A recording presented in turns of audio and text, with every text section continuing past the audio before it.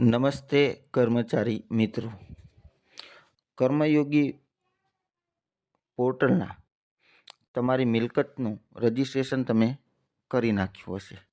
હવે આગળના વિડીયોમાં ઘણા બધા મિત્રોની એ કોમેન્ટ જોવા મળેલી છે કે જો એપીઆરમાં તમે સબમિશન થઈ ગયું હોય તો તેને ડિલીટ કેવી રીતે કરવું. અહીંયા ખાસ ડિલીટ કેવું રીતે કરવું તેના માટે અહીંયા વિડીયો બનાવવામાં આવેલો છે. તો આપણે આગળ જોઈશું કે કર્મયોગી પર તમે જે એપીઆર સબમિશન કરેલું હોય, મૂવેબલ હોય કે ઇમૂવેબલ કોઈ પણ પ્રોપર્ટીનો છે તે ડિલીટ કેવી રીતે કરવું તે આપણે અહીંયા જોઈશું. હવે આપણે સૌપ્રથમ અહીંયા જોઈશું કે તમારે તમારા લોગિન પેજ પર જઈ અને તમારે લોગિન કરવાનું રહેશે. ત્યારબાદ આપણે આગળ વધીએ તો આ રીતનું તમને અહીંયા પેજ તમારે ખુલે છે. હવે આ રીતનું પેજ ખુલે છે તેમાં તમે અહીંયા એમ્પ્લોય મોડ્યુલમાં જશો ત્યાં એન્યુઅલ પ્રોપર્ટી રિટર્ન સબમિશન એવો ઓપ્શન આવે છે. આ ઓપ્શન પર જ્યારે તમે ક્લિક કરશો ત્યારે તમને આગળનું પેજ જોવા મળશે. આ રીતનું આગળનું પેજ જોવા મળે તેમાં અહીંયા તમારી ઇમૂવેબલ પ્રોપર્ટીની ડિટેલ આપેલી હશે, જેમાં તમારે અહીંયા add annual property return submission એના પર ક્લિક કરવાનું રહેશે. એના પર ક્લિક કરી અને આગળ વધશો ત્યારે આપણે આગળ જોઈએ એ પ્રમાણે આ પ્રકારનું પેજ ખુલે છે. હવે અહીંયા તમે જોઈશો કે અહીંયા તમારે અહીંયા ઇમૂવેબલ પ્રોપર્ટીની અહીંયા ડિટેલ આપેલી છે. એમાં તમારે અહીંયા આગળ ઓપ્શન છે એડિટનું છે, ડિલીટનું છે, ક્રોસનું છે અને વ્યૂનું છે. હવે અહીંયા તમારે આ રીતના 4 ઓપ્શન આવતા હશે અને જો આ રીતના 4 ઓપ્શન ન આવતા હોય તો ખાલી આ એક જ ઓપ્શન આવતો હોય છે. હવે આ 4 ઓપ્શન કેવી રીતે આવશે અને એક જ ઓપ્શન આવતો હોય તો શેને લીધે એક જ ઓપ્શન આવે છે તે આપણે જોઈએ. અહીંયા જો તમે સબમિટ કરેલું હોય ત્યારબાદ તમારે હેડ ઓફિસમાંથી જ્યારે એપ્રૂવ કરવામાં આવેલું હોય તો તમને અહીંયા આ 4 ઓપ્શન તમને જોવા મળશે. આ 4 ઓપ્શન છે એ તમને ત્યારે જ જોવા મળશે જ્યારે તમારી હેડ ઓફિસમાંથી તમે એપીઆર સબમિશન કરેલું છે, જે એપ્રૂવ થયા બાદ તમને આ 4 ઓપ્શન જોવા મળશે. અહીંયા જોઈશું કે અહીંયા સબમિટેડ લખેલું આવે છે.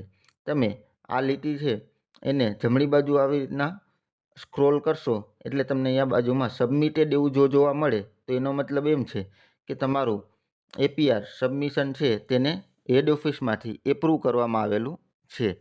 તો તેના સબમિટેડ એવું લખેલું આવે તો જ તમને એ 4 ઓપ્શન જોવા મળશે. હવે જો તમારે તેમાંથી આ ડિલીટ કરવું હોય તો અહીંયા એપ્રૂવ કરેલું હશે તો જ ડિલીટનો ઓપ્શન આવશે અને અહીંયા ડિલીટ પર ક્લિક કરશો એટલે આ પ્રકારનું તમને ચેટ બોક્સ જોવા મળશે, જેનો ગુજરાતીમાં મતલબ છે મિલકતનો નિકાલ કરવો. અહીંયા ચોખ્ખા શબ્દમાં લખેલું છે કે આ કાર્યક્ષમતા માત્ર એવા પ્રોપર્ટી માટે છે જે તમામ મંજૂરકર્તા દ્વારા મંજૂર કરવામાં આવી હોય. એનો મતલબ એવો છે કે જ્યારે હેડ ઓફિસમાંથી એપ્રૂવ કરવામાં આવે ત્યારબાદ તમે એને ડિલીટ કે એડિટ કરી શકશો.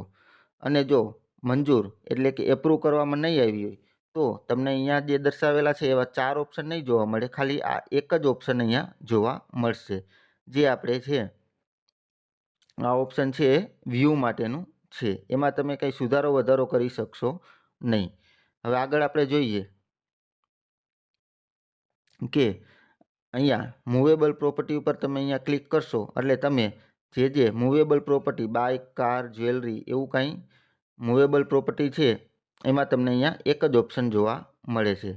આ ઓપ્શનનો મતલબ એમ છે કે હજી સબમિટ તમે કરી નાખ્યું છે પણ તમારી હેડ ઓફિસમાંથી એપ્રૂવ કરવામાં આવેલું નથી. અહીંયા તમે જોશો કે જમણી બાજુ ઇન પ્રોસેસ એવું લખેલું છે.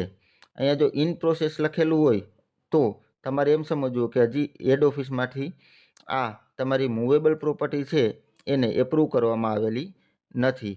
તેથી તમારે આગળ ડિલીટનો ઓપ્શન આવશે નહીં. તો કર્મચારી મિત્રો, અહીંયા આ એપીઆર સબમિશન ડિલીટ કેવી રીતે થાય તેની ઘણી બધી કોમેન્ટને લગતા મેં આ વિડીયો બનાવેલો છે અને મારી સમજ મુજબ તમને સમજૂતી આપવાનો પ્રયત્ન કરેલો છે. તો આ વિડીયો તમને ઉપયોગી સાબિત થાય એવી આશા છે. સાથે સાથે તમને એ પણ કહેવાનું કે અમારી યુટ્યુબ ચેનલ ઇઝી એજ્યુકેશન 4-3 પર ધોરણ 6, 7, 8ના ગણિત વિજ્ઞાનના વિડીયો તેમજ સ્વધ્યન પોથી, પાઠની રજૂઆત તેમજ પાઠની સમજૂતી, તેની સાથે સાથે જવાહર નવોદય, NMMS જેવી કોમ્પિટિટિવ એક્ઝામના પેપર સોલ્યુશન અહીંયા મૂકવામાં આવતા હોય છે. તો આશા છે કે તમે અમારી આ યુટ્યુબ ચેનલને લાઈક કરશો, શેર કરશો અને સબસ્ક્રાઈબ કરશો. બધા જ મિત્રોનો ખૂબ ખૂબ આભાર. ધન્યવાદ.